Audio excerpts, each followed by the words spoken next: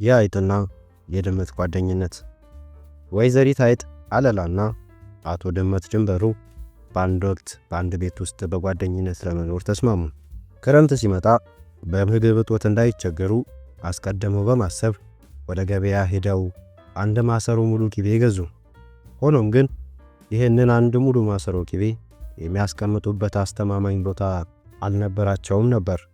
እናም አውጥተው አውርደው የክረምት ወራት እስኪደርስ ከቤታቸው ራቅ ብሎ በሚገኝ የተቦረቦረ የዛፍ ግንድ ውስጥ ለማስቀመጥ ወሰኑ።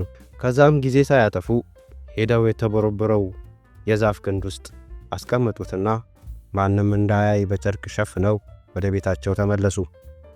ከጥቂት ቀናት በኋላ አቶ ድመት ድንበሩ ቅቤው በአእምሮ እየተመላለሰ አስቸገረው። ምን አለ አንዴ እንኳን ቀመስ ባደርገው እያለ ሁልጊዜ ማሰብ ማሰላሰል አበዛ። ታዲያ አንድ ቀን ጠዋት ከእንቅልፉ እንደተነሳ አይጥን እንዲህ አላት፣ ይሄውልሽ አይጥ፣ ዛሬ የአክስቴ ልጅ ክርስትና የሚነሳበት ቀን ስለሆነና የክርስትና አባት እንድሆንም ስለተመረጥ ወደዚያ ሄዳለሁ። ስለዚህ ዛሬ ብቻሽን በቤት ውስጥ እየሰራሽ መዋልሽ ነው አላት። እሷም ችግር የለውም ጓደኛዬ ሂድ፣ ነገር ግን በጊዜ ተመለስ አለችው። እሱ እሺ በጊዜ መለሳለሁ አታስቢ፣ በይ ቻው፣ ሩቅ ስለሆነ አሁኑኑ ጉዞ ልጀምር አለ። አቶ ድመት ድንበሩ ጉዞውን በመቀጠል ወደ ዘመዶቹ ቤት የሚወስደው መንገድ ወደ ግራ በመተው የቅቤ ማሰሮ ወዳለበት ወደ ተቦረቦረው የዛፍ ግንድ ወዳለበት በኩል ሄደ። እንደደረሰም የቅቤውን አናት ደህና አድርጎ ከበላ በኋላ እንደነበረ አደረገ። አስቀምጦ ከተማ ውስጥ ወዲያና ወዲህ ሲንሸራሸር ቆይቶ ማታ ላይ ወደ ቤት መጣ። ድግሱ እንዴት ነበር ስትል አይጥ አለላ ጠየቀችው።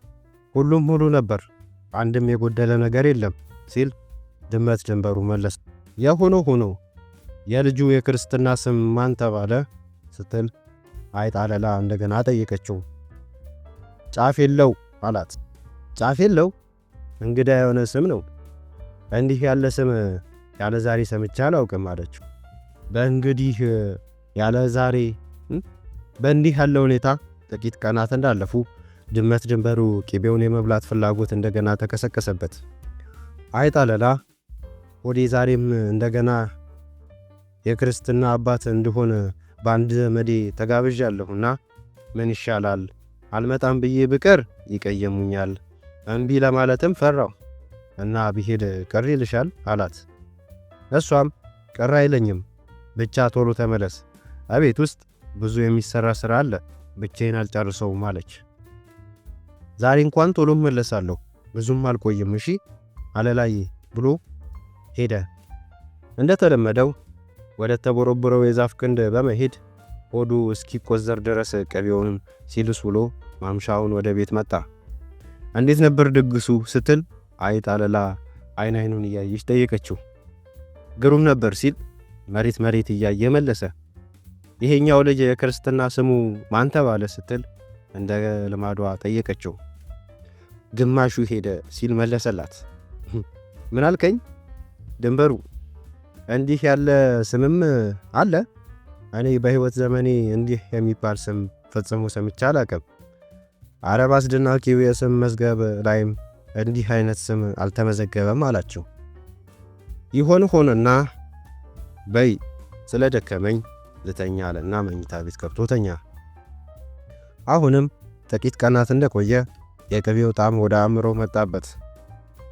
እናቴ አይጥ አለላ አሁንም ለሶስተኛ ጊዜ የክርስትና አባት እንዲሆን ተጋብዣለሁ። አሁን የተወለደው ልጅ መልኩ ሙሉ በሙሉ ጥቁር ሆኖ መዳፉ ብቻ ነጭ ነው። ይህ በእኛ ድመቶች ዓለም በ100 ዓመት አንዴ የሚከሰት ክስተት ነው። ታዲያ በእንዲህ አይነቱ አስደናቂ ክስተት ላይ ብገኝ ደስ ይለኛል። እንዲሄድ ትፈቅጂልኛለሽ? ችግር የለውም ሂድ። የሆነ ሆኖ ግን የሕፃናቱ የክርስትና ስሞች ትርጉማቸውን የማወቅ ከፍተኛ ጉጉት አድሮብኛል። በል ሂድ እንዳይረፍድብህ አለችው። በዚህ ጊዜ ድመት ድንበሩ ጊዜ ሳያጠፋ ፈጥኖ ወጣ። አይጥ አለላ የቤቱን ሥራ ሰርታ እንዳጠናቀቀች ድመት ድንበሩ ሆዱ ተወጥሮ የተንጎማለለ መጣ። የሶስተኛው ልጅ የክርስትና ስም ማን ተባለ ስትል እንደ ሁል ጊዜው ጠየቀችው። ሁሉም ሄደ ተባለ ሲል መለሰላት። ሁሉም ሄደ? ይሄ የሚያስደንቅ ስም ነው። ምን ማለት ይሆን? እንዲህ ያለውን ስም በየትኛው መጽሐፍ ተጽፎ አላነበብኩም አለችው። ምንም ያልጠረጠረችው አይጥ አለላ የዚያን ዕለት በኋላ አቶ ድመት ድንበሩ ለአራተኛ ጊዜ ክርስትና አባት ተጠየሁ ተጋበዝኩም ሲል አልተስማማም ነበር። ከዚያ ብዙም ሳይቆይ ክረምት ገባ። እናም እንደ ቀድሞ ከሜዳ ላይ ምግብ ሰብስቦ መብላት ለሁለቱም ጓደኞቹ አስቸጋሪ ነበር። እናም አንድ ቀን አይጥ አለላ ለአቶ ድመት ድንበሩ እንዲህ አለችው። ወዳጄ ድመት ድንበሩ፣ ለችግር ጊዜ ብለን ደብቀን ያስቀመጥነውን ቅቤ የምናመጣበት ጊዜ አሁን ነው አለችው። አሁን እውነትሽን ነው፣ እርስት አድርጌው እኮ በይተንሽ እንሂድ አላት። እናም አይጥ አለላ እየመራች ድመት ድንበሩን እየተከተለ ወደ ተቦረበረው የዛፍ ግንድ ያለበት ቦታ ገሰገሱ። እንደደረሱም አይጥ አለላ ቀድማ ወደ ዛፍ ውስጥ ገብታ ማሰሮን ከፍታ ብታይ ባዶ ሆኖ አገኘችው። አሃ አሁን ገና ገባኝ፣ የክርስትና አባት ለመሆን ተጠርቻለሁ ያልህ እዚህ እየመጣ የበላኸው አንተ ነህ። መጀመሪያ ጫፍ የለውም አልከኝ፣ ቀጥሎ ግማሹ ሄደ በርሻም ስትል እስቲ ትንፍሽ በይ አንቺኑ ራስሽን እውጥሻለሁ አለና ሊይዛት መዳፉን ሲዘረጋ ዘላ ወደ ዛፍ ውስጥ ገብታ መለጠችው። እርሱም ቅቤውን እየበላ በጣም ስለወፈረ ወደ ግንቡ ውስጥ መግባት አቃተው። እንግዲህ ከዛ ጊዜ ጀምሮ ነው ድመትና አይጥ የዘላለም ጠላቶች የሆኑት ይባላል። ውድ የተከበራችሁ የኢትዮጵያ ልጆች ሆይ እናንተ የአገር ተረካቢና የነገ ተስፋዎች ናችሁ።